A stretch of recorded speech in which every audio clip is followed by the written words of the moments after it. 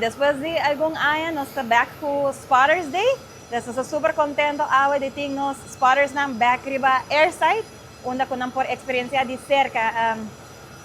para saca potret de nos aviones que está llegando y viajando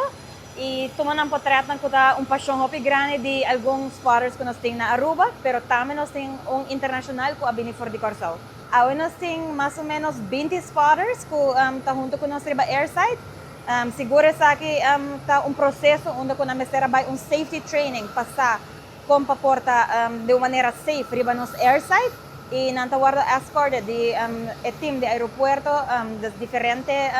departamento maneira safety operations marketing and communications nos tem diferente departamento que vem junto ao população dia de ao possível. E também nós também temos um concurso onde riba nos meio social nós também podemos potretar de spotters